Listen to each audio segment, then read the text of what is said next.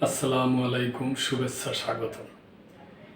প্রিয় দর্শক, এটা আমাদের বাংলাদেশে একটা সংবাদ যে ব্যাটারি চালিত যে রিক্সাগুলো আছে এগুলা যে অনেক হারে বর্তমানে ঢাকা শহরে বেড়ে যাচ্ছে এবং ওনাদের এরা একটু নিয়মকানুন ভঙ্গ করে মেন সড়কে উঠা যায় এবং এলোমেলোভাবে চালায়। তো ওইটারই একটা হয়তো নীতিমালা আনার জন্য এটা নিয়মের মধ্যে আনার জন্য হয়তো গভর্নমেন্ট কাজ করতেছে কোড আনকোড। ওইটা নিয়ে সংবাদ। ঢাকার মূল সড়কে ব্যাটারি চালিত রিক্সা চলতে পারবে না, ডিএনসিসি প্রশাসক।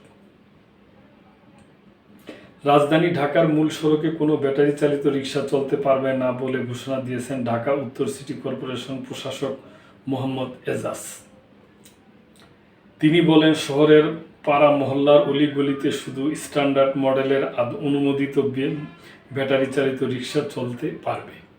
মঙ্গলবার রাজধানীর গুলশানে ঢাকা উত্তর সিটি কর্পোরেশনের কার্যালয়ে আয়োজিত ব্যাটারি চালিত রিক্সার মানসম্মত মডেল ও পরীক্ষামূলক নমুনা নির্মাণের বিষয়ে অগ্রগতি ও ভবিষ্যৎ করণীয় নির্ধারণ শীর্ষক সভায় প্রশাসক এসব কথা বলেন।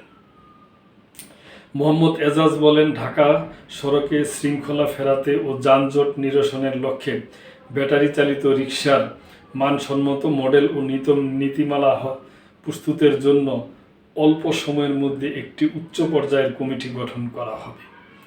সভায় বাংলাদেশ প্রকৌশল বিশ্ববিদ্যালয়ে বিইপিআরসি ইজি বাইক প্রকল্প নতুন মানসম্মত মডেলের 3 চাকার স্বল্প গতির এই রিক্সার টাইপ অনুমোদন ও রেজিস্ট্রেশনের প্রস্তাব প্রণয়ন করা হয়।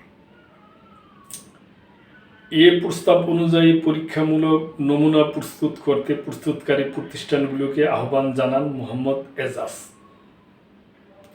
সভায় অন্যদের মধ্যে ঢাকা উত্তর সিটির প্রধান নির্বাহী কর্মকর্তা আবু সাইদ মোহাম্মদ কামরুজ্জামান, প্রধান প্রকৌশলী ব্রিগেডিয়ার জেনারেল মোহাম্মদ মঈনুদ্দিন, পরিবহন বিভাগের মহাব্যবস্থাপক আবদুল্লাহ আল মাসুদ এবং ব্যাটারি চালিত রিক্সা প্রস্তুতকারী প্রতিষ্ঠানের প্রতিনিধিরা উপস্থিত ছিলেন।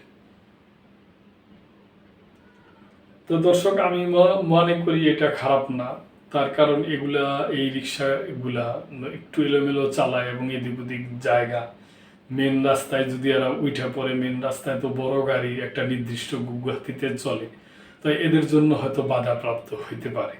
তো এটা খারাপ না এবং আমি মনে করি এদের লাইসেন্স দিলেও হয়তো দেওয়া দরকার, এরা যেন রেজিস্ট্রেশনের মধ্যেই থাকে এবং একটা নিয়ম কানুনের মধ্যে চলাচল করে। তো এটা ভালো সিদ্ধান্তই বলেই মনে হয়। দেখা যাক দর্শক সামনে কি হয়। তো ভালো থাকবেন। আজকে এই পর্যন্তই। আল্লাহ হাফেজ।